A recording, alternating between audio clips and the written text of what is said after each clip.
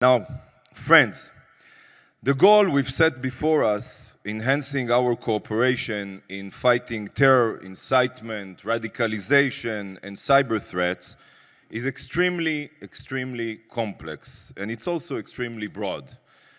So I'd like to focus this morning on the two defining characteristics of the new forms of terror that we are facing.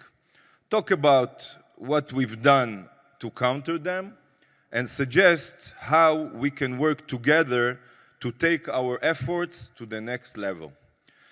The two defining characteristics of the new wave of terror are, as I mentioned yesterday, one, the central role of incitement and radicalization, especially online, and two, the simplicity of the attacks which are carried out by individuals with easily accessible weapons and without the command and control structures of traditional terrorist groups.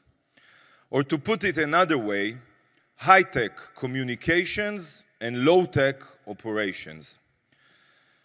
Since the start of the wave of lone wolf terror in Israel began September 2015, we've experienced hundreds of serious terror attacks. In the period leading up to the outbreak of these attacks, and especially in the first half year of the terror wave, we were witness to an intense campaign of online and real-world incitement. This incitement, which continues as we speak, has a number of themes. Some are religious, such as the absurd and absolutely false libel that Israel plans to destroy the Al-Aqsa Mosque. While this libel has no basis in reality, we saw it. It has led young religious Muslims to attack Jews in order, as they see it, to defend Al-Aqsa. Another theme is the glorification of terrorists. Those who've carried out murderous attacks are celebrated as heroes, martyrs, shaheeds, online and in the streets. This incitement also included an intense campaign of delegitimization against the very existence of the State of Israel. And, as you all know, when you delegitimize a country or its culture or its values, you basically legitimize violence against it. We have taken a number of steps to counter this incitement. None of these steps were simple. They not only presented operational challenges, but, as you know, many raise dilemmas that go to the heart of the balance that we all believe that is needed between the right to free speech, for example, and the right to personal safety, between the individual's right to privacy, for example, another example, and the public's right to go about daily life without fear. These questions of balancing between different fundamental rights must be part of our conversation at this forum, because terrorists must not be allowed to take advantage of our freedoms, of our values, to attack our societies. The first step that we took to combat radicalization was to outlaw groups leading the incitement. And again, coming back to the dilemma that I've mentioned.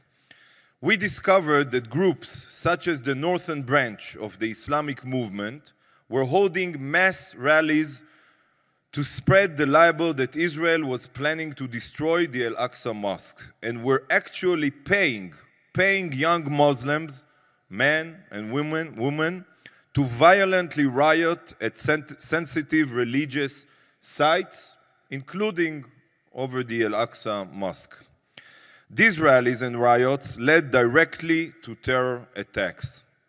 So, by outlawing the Northern Branch of the Islamic movement, we were able to greatly reduce its malicious activity. The second step was to counter incitement online.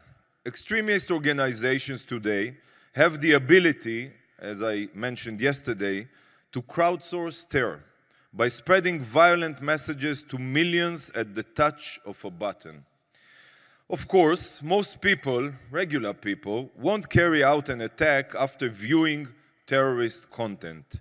However, the content is spread so widely that there will always be a minority that will. There are often personal or psychological factors that influence which individuals will be radicalized by incitement to carry out attacks. We carried out a groundbreaking study together with the Israeli Prison Service and together with Professor Ganor on the motivation of lone wolf attackers. We found that in a high percentage of cases, the motivation was a mixture of hatred towards Israel, but this wasn't enough alone to launch a terror attack. The mixture between a hatred toward Israel and personal or psychological issues. For example, a young woman whose husband threatened her with divorce, or a teenager boy who felt socially isolated. These issues on their own don't lead someone to go out and murder innocents, but in an atmosphere that glorifies terror and celebrates terrorists, these individuals are often convinced that carrying out a terror attack is their best option. In order to combat online incitement, we set up a special team, a team made up of representatives from the police, from the Justice Ministry, and the intelligence community. This team uses advanced web intelligence tools and algorithms to identify potential terrorists. This is an extremely complex undertaking. On the one hand, we, as I mentioned, we respect the right of people to express themselves online. On the other, we know for a fact that in many cases, attackers announce their intentions on the internet or used social media to bid their families goodbye before they do what they do. Often, the attacker executes his attack just minutes or hours after writing such a post. Israel's police and intelligence agencies must determine within a very short period of time whether there is a real threat of attack and whether to bring the suspect in for initial questioning.